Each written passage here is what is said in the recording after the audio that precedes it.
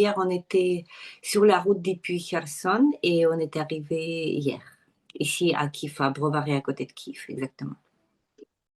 On est parti à Kherson cette fois-ci. D'abord, il faut dire qu'on voyage vers le sud de Kherson, Mykolaiv, Odessa d'une manière très régulière. Mais cette fois-ci, il y avait une mission encore plus intéressante puisque tout d'abord, on était invité comme Pen d'Ukraine, tout d'abord à Mykolaiv, parce que là, il y avait le festival, figurez-vous, sur la langue ukrainienne. Donc, on était invités là pour intervenir. Nous sommes partis avec, on était 8 au total dans notre bus Renault Trafic. On est venu jusqu'à là pour les lectures poétiques. Il y avait 2 poètes avec nous et nous avons fait tout un débat sur la résilience ukrainienne ou la culture compartie de la résilience ukrainienne. Et ensuite, on se dit, comme on était à côté de Mykolaiv, nous avons beaucoup de contacts dans la ville de Kherson, qui se trouve à 1 heure de route, en fait, de Mykolaiv. Et donc, à Kherson, nous apportons depuis 2022, c'est-à-dire depuis décembre 2022, c'est là le premier voyage à Kherson, nous apportons des livres. D'abord, c'était pour des bibliothèques endommagées. Ensuite, la majorité des bibliothèques ont été détruites. Nous avons persévéré avec les points de book crossing qui se trouvent dans les abris antiaériens, c'est-à-dire dans les sous-sols. Il y a 3 dizaines, je crois, d'abris comme ça, pour des civils, parce qu'à Kherson, il y a souvent des coupures d'électricité, il y a des bombardements. Donc, il y avait un projet qui était mené par un groupe de jeunes. Ils sont 3, ils sont 20 ans, 23 ans, je crois, Marina, Aelita et Anton, donc 2 filles et un garçon qui ont lancé cette initiative pour la ville. On est soutenu par l'administration civique et militaire. Et nous commencions, voilà, il y a plus d'1 an déjà, d'apporter des livres dans les abris. Et ensuite, l'étape suivante, donc c'est là que j'arrive à notre voyage d'hier, c'était qu'on était contacté par des militaires. Figurez-vous, des vrais militaires qui tiennent la ville de Kherson. Ils ont appris notre existence, ils ont dit que dans les buts éducatifs, les militaires, ils ont aussi très soif des livres. Et donc, nous avons fait notre premier voyage avec des livres que nous imaginions être utiles aux militaires. Nous étions accueillis par un groupe d'officiers, ils étaient très contents, mais à la fin, il y a un officier qui a pris la parole et qui disait garçon, fille, merci beaucoup, vous êtes très gentils, mais là maintenant, on va vous faire une liste de ceux dont nous avons vraiment besoin. Donc, ils ont fait une liste d'une centaine, je crois, des livres. Ce sont des livres de l'histoire militaire, parfois des livres de fiction, souvent des livres de poésie Ah oui. aussi. Et donc là, quand on était il y a 1 mois et demi, 2 mois, donc on était la dernière fois au mois de décembre. Ils ont dit oui, oui, ça c'est parfait, mais là, malheureusement, il y a des démineurs qui manquent encore des livres, donc revenez. Et donc quand on est parti à Mykolaiv, on leur a informé, nous ont encore envoyé une liste et nous avons fait, voilà, cette liste, nous avons tout acheté et puis nous sommes allés les voir. Et voilà, donc nous faisons d'une manière régulière des réunions, on parle de ce qui est en arrière, eux, ils nous parlent de ce qui est sur le front, autour de livres, etc. Et ensuite, nous avons aussi vu les bibliothèques pour enfants. Pour enfants, nous avons Pen Ukraine, on est soutenu par une organisation britannique qui nous envoie des livres en anglais. On a vraiment des dizaines de milliers de livres en anglais pour enfants. Et donc, nous avons apporté cette fois-ci encore des livres pour 2 bibliothèques. Il y a une pour enfants et l'autre pour enfants et adultes. Donc, nous avons pu voilà, parcourir la ville et voir et civils et militaires à la fois. À Kherson, quelle est la proportion de la population qui est restée? Il restait donc, voilà, avant la grande invasion russe, il y avait 300 000 habitants. Aujourd'hui, ils ont fait les statistiques maintenant, et à l'intérieur de la ville, il y a 82 000.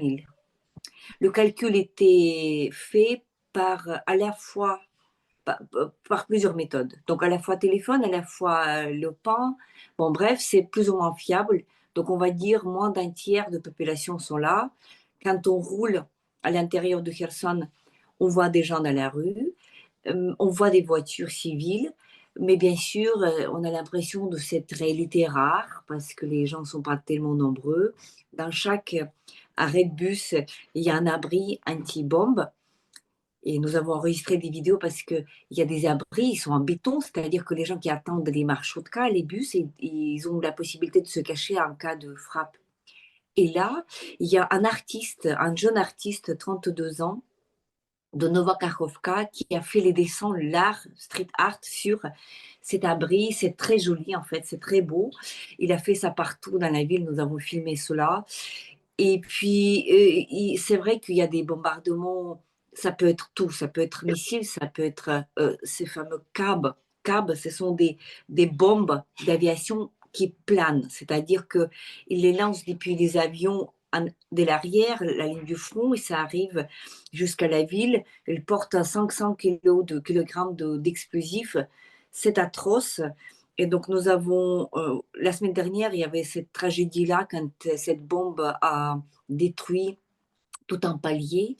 Il y avait une femme qui a perdu sa vie, c'est-à-dire la mère, dont deux enfants de 14 ans, garçons et filles, étaient juste à côté, ils étaient juste à travers le mur, ils dormaient dans leur chambre à eux et elle était justement à travers le mur. Donc elle avait tombé, donc elle était morte. Et donc, nous avons pu prendre des nouvelles des jumeaux de jumeaux parce que eux, par chance, ils sont lecteurs tous les deux dans les bibliothèques où nous avons déposé des livres. Donc, les bibliothécaires nous ont montré des vidéos de ces enfants-là, qui sont des enfants excellents. Leur maman mettait beaucoup d'efforts dans leur éducation. Ils venaient, de 14 ans, ils venaient tout seuls à prendre des livres, etc. Donc, voilà. Donc, il y a ça. Après, une autre amie à nous, une autre bibliothécaire, elle nous a dit, par exemple, qu'elle voulait venir à Mekolaïv, à ce festival auquel nous avons participé. Elle n'a pas pu, pour la raison que, en fait, la, la mère, la mère de la petite copine de son fils, voilà ça, elle habite tout près de Dnipro, du fleuve Dnipro, à Antonivka. C'est une espèce de quartier, on va dire, tout près. Et donc, il y avait un drone qui l'a tué. Elle habitait dans la maison privée. Un drone russe du type FPV l'a tué comme ça quand elle était dans la cour de sa maison privée. Et donc, elle était occupée à évacuer le corps parce que là, l'endroit est tellement dangereux qu'il fallait mobiliser police, etc. pour y aller. Ça a pris un certain temps. Et donc, voilà, des tragédies comme ça, c'est une partie du quotidien. Ça touche tout et chacun. On le sent au niveau de physique quand on roule à l'intérieur de la ville de Kherson. Nous, on roule avec notre Renault Trafic. C'est notre bus familial et avec mon mari Volodymyr Yermolenko, président du PAN Ukraine. Et donc, on sent on est cible. On est cible parce que les Russes, il y avait plusieurs publications là-dessus, investigation, ils ciblent le transport public, c'est-à-dire les marchrutka ou bien les bus comme le nôtre, ou bien parfois même une voiture toute petite aussi, parce que pourquoi ils le font? Bien sûr pour semer la terreur, mais aussi il y a des jeunes de leur côté qui arrivent, il faut qu'ils s'entraînent. Et donc c'est ça comment ils s'entraînent, en tirant sur les populations civiles, parce que depuis les drones, ça se voit très, très clairement qu'il s'agit de civils, mais ils le font pour entraîner leurs soldats, pour ensuite l'utiliser contre les militaires. Et donc, voilà, cette ambiance, on va dire, très dangereuse, elle est dans l'air, en fait, à Kherson. Ukraine. Oui. Et toi, tu es responsable au Ukraine Crisis Center. Est-ce que tu peux nous dire ce que c'est exactement? C'est une ONG. Oui. Donc moi, moi, je suis tout d'abord maître de conférence à l'Académie Moïla à Kiev, donc je suis prof. Et à la fois, depuis 10 ans, je rejoins cette ONG qui était créée en février, 5 mars 2014. ONG, Ukraine Crisis Media Center, c'est une ONG qui était créée au moment où, en fait, Yanukovych, l'ex-président de l'Ukraine, avait quitté l'Ukraine. Le pays était en grand désordre et chaos, etc. C'était une ONG qui d'abord se présentait comme une salle de conférence de presse à l'intérieur de l'hôtel Ukraine. C'était c'est toujours l'hôtel qui surplombe cette rue Institutska, en fait, où il y avait des snipers de Berkout qui tuaient des protestants. Et donc, voilà, depuis 10 ans, depuis début de 2015, je suis dans cette ONG-là, qui est active dans plusieurs vecteurs de la vie vit en Ukraine, notamment les débats pour les Ukrainiens. Moi, je dirige le département international. Ça veut dire que nous publions. Donc, tout d'abord, notre mission première était d'aider la presse internationale, c'est-à-dire que en 2014-2015, il y avait beaucoup de journalistes qui venaient ici, il fallait les orienter, leur aider. Nous avions bien sûr des contacts dans le gouvernement, dans les ministères, nous avions des réseaux de fixeurs, etc. Donc tout ça, aider la presse internationale. Et ensuite, nous avons lancé nos propres produits, les textes d'abord. Donc on publie les textes tous les jours sur l'actualité ukrainienne en 4 langues. C'est en anglais, en français, en allemand et en italien. Et ensuite, on a lancé aussi des vidéos. Il y a une chaîne YouTube en anglais, il y a une chaîne YouTube en français, il y a podcast. Il y a podcast en anglais, il y a podcast en français. C'est celui que j'anime. C'est là où j'ai invité justement Xenia et Christian. On parlait tout récemment de leur ONG, de leur action pour faire la Russie responsable de ces crimes contre la culture. Ouais. Donc voilà, nous sommes là et nous sommes indépendants, nous ne sommes pas financés ni par l'État ukrainien ni par le business ukrainien. C'était important. Là, on est financé plutôt par plusieurs organismes internationaux, ambassades, autres. Donc c'est sur concours. On est là depuis 11 ans déjà. Comment dire? D'ailleurs, hier, on en parlait, je ne sais plus dans quel entretien, le, le, le fameux blitzkrieg de Poutine qui rêvait de prendre Kiev en 3 jours, ça n'a pas marché, pas seulement parce que l'armée ukrainienne, mais les gens. Et il y a, en fait, en Ukraine, il y a une grande part d'auto-organisation et d'où ça Oui, vient. d'où ça vient? En fait, c'est vrai que si nous avons tenu là 3 jours, là mettons 3 ans, c'est parce qu'il y a cette mobilisation de la société, c'est parce que dans la société ukrainienne, il y a ces liens horizontaux Mhm. qui marchent super bien, pour des raisons historiques tout d'abord. Il ne faut pas oublier que l'Ukraine avait déjà passé des étapes de 3 révolutions à l'intérieur du pays, c'est-à-dire que voilà, révolution de granit, ça ce sont les années 90, mais ensuite les révolutions que je garde un souvenir personnel, 2004, lors de la falsification de résultats de l'élection, et ensuite 2013-2014. C'est-à-dire que c'est une société ukrainienne, c'est une société qui a cette expérience positive de manif et de l'action horizontale. C'est-à-dire que nous avons déjà dans le passé cette expérience positive qui nous inspire et qui nous dit que nous avons pu le faire avant, nous allons pouvoir le faire aujourd'hui. C'est exactement ce qui nous tient le moral aujourd'hui, par exemple, parce qu'aujourd'hui le contexte est très grave, il est très difficile, n'est-ce pas?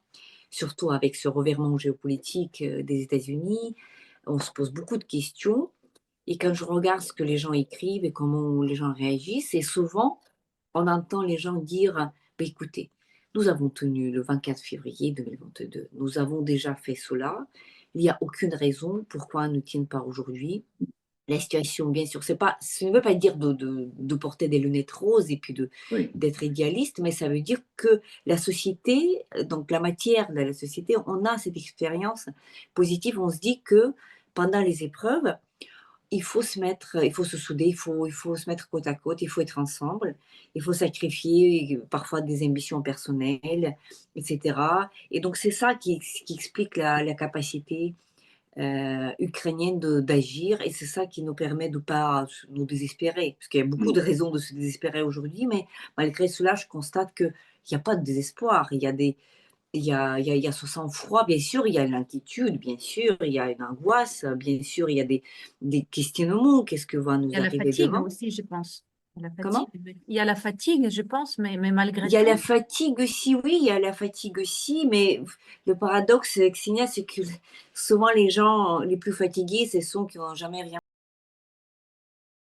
Euh, on a du mal à se projeter dans le temps, vous voyez, donc il n'y a pas d'avenir proche, il n'y a pas d'avenir proche où nous voyons une image radieuse de l'Ukraine après la guerre, etc. Donc tout c'est dans le flou, dans le brouillard. Ça joue beaucoup sur le moral.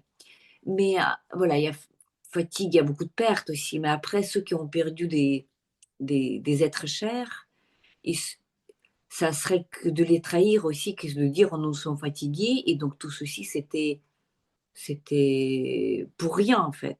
C'est-à-dire que si déjà, autant de vies sont déjà consacrées pour une chose aussi simple qu'une vie normale dans les frontières internationalement reconnues par tout le monde, puis une vie paisible sans agresseur, c'est le minimum de choses qu'on demande. On ne demande pas des choses, donc ça sert à quoi? Et donc, voilà, il y a beaucoup de tensions, bien sûr, il y a beaucoup de sentiments d'injustice aussi. La société est bien sûr très vulnérable. 3 ans après le conflit, il y a la rancune aussi, il y a la rancune des ceux et celles qui ont perdu plus que les autres. Il y a des inégalités, bien sûr, il y a des ruptures, tout cela est là, mais quand il y a un challenge encore plus grand, comme par exemple là aujourd'hui, géopolitiquement parlant, voilà ce challenge des États-Unis, tout de suite on voit des gens je dirais, voilà, s'unir une fois de plus et de se dire que tout ça, on verra après. Mais là maintenant, ce qui est essentiel, c'est de survivre. Et donc, on ne peut pas survivre tout seul pendant la guerre, pendant n'importe quelle épreuve. On survit grâce aux autres et avec les autres. Voilà, c'est ça la leçon. Et est-ce qu'il y a parfois on entend dire, est-ce qu'il y a comment dire, une forme de jalousie ou de ressentiment par rapport à des personnes qui ont quitté l'Ukraine? Je vous cache pas, il y a un peu de ça, bien sûr, même si ça concerne pas, peut-être pas tellement en tout cas, les femmes avec enfants, parce Mhm. que rien n'est plus justifiable qu'une mère qui Voilà. quitte. Après, bien sûr, il y a des cas de figure très différents, parce qu'il y a des cas de figure où les gens ont quitté l'Ukraine parce qu'ils habitaient dans les endroits qui sont occupés actuellement. C'est une chose. Après, on voit des gens qui ont quitté le pays de l'extrémité ouest, depuis là où il n'y a pas de danger imminent. Mhm. Après, bien sûr, les hommes qui ont quitté le territoire après la grande invasion, après la tombée de la loi martiale, ça, bien sûr, c'est mal vu. Ça, c'est mal vu, ça, c'est pas toléré. Donc, il y a cette rancune-là, c'est pas jalousie, c'est la rancune. La rancune, voilà, c'est Et voilà, le il y a mot. ça. Donc, mais à la fois, l'Ukraine, c'est un pays quand même un peu particulier parce que on est 60 millions dans le monde entier, dont 30 millions sont en Ukraine. Avant la grande invasion, on était une quarantaine de millions. Voilà. Donc 10 millions à peu près, plus ou moins. Les chiffres sont pas très exacts, mais c'est d'après les recensements que nous avons vus. Donc 10 millions sont partis après, et 20 millions étaient ailleurs suite à d'autres événements historiques, facteurs économiques, etc., etc. Donc, je dis ça, que la moitié des Ukrainiens sont partout, ça veut dire qu'il ne faut pas cultiver ni accentuer ce sentiment de rupture avec les Ukrainiens à l'étranger, parce que c'est un impasse. Mhm. Parce que les Ukrainiens à l'étranger, quand ils sont à l'étranger, ils font énormément de choses. Ils sont nos diplomates, ils sont voilà, pas à nous tous. Les diplomates, ils font beaucoup d'actions nécessaires auprès des sociétés respectives, gouvernements, etc. Ils sont notre visage, en quelque sorte, à l'étranger. Et donc, c'est tout à fait normal que d'avoir cette diaspora qui est partout. Et donc, il faudrait pas. Donc, parfois, quand j'entends voilà, cette rancune-là, cette amertume, en fait, que voilà, nous, on est ici, on est héros, là, c'est un achèvement vers l'impasse. Donc, toutes les sociétés ont passé par cela. Je parle même pas de donation, parce que les Ukrainiens qui sont ailleurs, ils ont évidemment des salaires occidentales, pour la plupart, ou en tout cas une grande partie, et donc ils donnent beaucoup en termes de donations. Il y a toute une économie de donations pour l'armée qui est importante, et quand les choses vont mal ici, et parfois elles vont mal, comme par exemple là, les Américains nous ont coupé USAID, c'était une des fondations très, très grande, et qui supportait énormément de choses, notamment dans le journalisme indépendant. Et donc, ça affecte tout de suite tout ce petit monde de la classe moyenne, de la capitale, tous ces jeunes qui travaillaient dans les boîtes, et qui étaient aussi donateurs pour diverses nécessités de l'armée. Nous, on fait des collectes de fonds avec mon mari Volodymyr Yermolenko. Nous, on met déjà notre argent de notre agent de crowdfunding pour notre podcast en ukrainien, Cult Podcast. C'est à peu près 2000 € par mois. Et nous mettons la totalité, donc 100%, depuis la grande invasion, pour cette cause, pour collecter l'argent, pour acheter des voitures pour le front. Et nous invitons bien sûr tous les autres à participer. Et donc ça marche relativement bien. Et donc là, on a déjà remarqué, après le départ de Seydi, que les Ukrainiens ici, bon, ils donnent toujours, mais les sommes sont plus petites. Pour des raisons très claires, les gens sont sans salaire. Et donc d'où la nécessité de prendre au sérieux les gens qui sont à l'étranger.